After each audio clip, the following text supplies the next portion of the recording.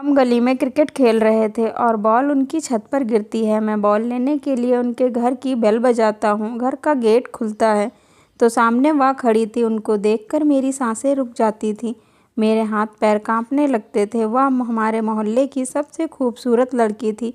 हमारे मोहल्ले में ऐसा कोई लड़का नहीं था जो उसे पसंद ना करता हो, लेकिन कोई भी उससे बात नहीं कर पाता था क्योंकि वह खुद किसी से बात नहीं करती थी। उसकी एक झलक देखने के लिए गली में लड़के मैच खेलते थे।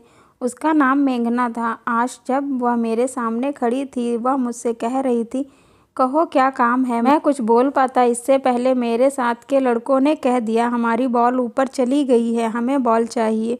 तो वह कहती है, ठीक है ले लो जा करके। मैं मेघना की तरफ देखता हुआ छत पर जा रहा था तो मेरा दोस्त कहता है, सीधे चल भाई, अपने साथ साथ मुझे भी पिटवाएगा। कुछ दिन बाद हमारे मोहल्ले में एक लड़के की शादी की रिसेप्शन था। रिसेप्शन की तैयारी का काम मैं भी करवा रहा था क्योंकि जिस लड़के का रिसेप्शन था वह मेरे दोस्त का भाई था। रिसेप्शन का टेंट मेघना के घर के सामने तक लग रहा था, इसलिए मेघना के घर के सामने के काम की सारी जिम्मेदारी मैंने ले ली थी।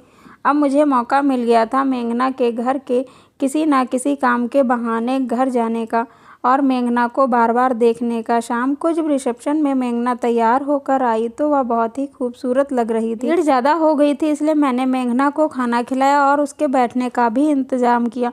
मुझे भी मेघना के साथ में रहने का मौका मिला, जिसकी वजह से हमारी जान पहचान बन गई और मैंने उससे दोस्ती की और उसका फ़ोन नंबर भी ले लिया कि तभी थोड़े दिनों बाद ही मेघना के पिता की मौत हो जाती है। उस बुरे वक्त में भी मैंने एक दोस्त की तरह मेघना का बहुत साथ दिया। घर का खर्च चलाने वाला अब कोई नहीं था, इसलिए मेघना जॉब करनी शुरू कर दी। मैंने भी उसी कंपनी में पार्ट टाइम जॉब करनी शुरू कर दी क्योंकि मैं मेघना को अकेले नहीं छोड़ना चाहता था और साथ ही साथ आईएएस की तैयारी भी कर रहा था। मेरी मेहनत रंग लाई और मैं आईएएस बन गया। तब मैंने मेघना को एक अच्छी सी स्पेशल पार्टी दी और वहाँ पर मैंने उसे प्रपोज किया। मेघना ने भी हाँ कर दी, लेकिन जब मेघना की माँ को हमारे रिश्ते के बारे में पता चला तो वह बहुत ही नाराज़ हुई। वह कहने लगी, हम नेपाल में रहने वाले हैं और हमारे यहाँ यह रिवाज है कि हम अपनी ही जाति, धर्म और अपनी ही जगह के लड़के से शादी करते हैं।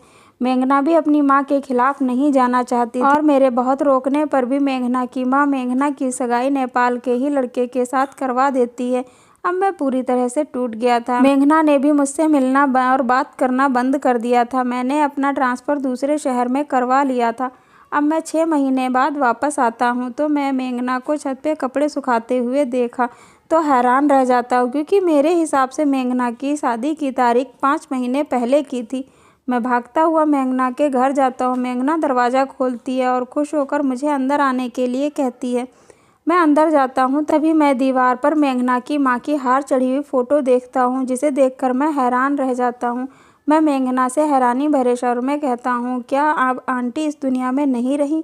तो मेघना कहती है, हाँ, मेरी शादी के 1 हफ्ते पहले ही जिस लड़के से मेरी शादी होने वाली थी उसका एक्सीडेंट में मौत हो जाती है। मेरी माँ यह सदमा बर्दाश्त नहीं कर पाती और दिल का दौरा पड़ने से उनकी मौत हो जाती है। मेघना के मुंह से यह सब सुनकर मैं बहुत ही दुखी हुआ। मैं मेघना को कहता हूँ, तुमने मुझे बताया क्यों नहीं? इतना सब कुछ हो गया और तुम अकेले ही सब कुछ झेलती रही।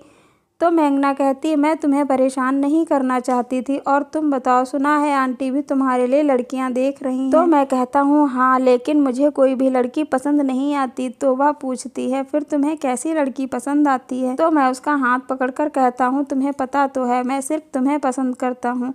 क्या तुम मुझसे शादी करोगी? और अगर अब तुम मना भी करोगी फिर भी मैं अब तुम्हारी एक नहीं सुनूंगा क्योंकि मैं तुमसे बहुत प्यार करता हूँ और मैं उसे अपने गले से लगा लेता हूँ।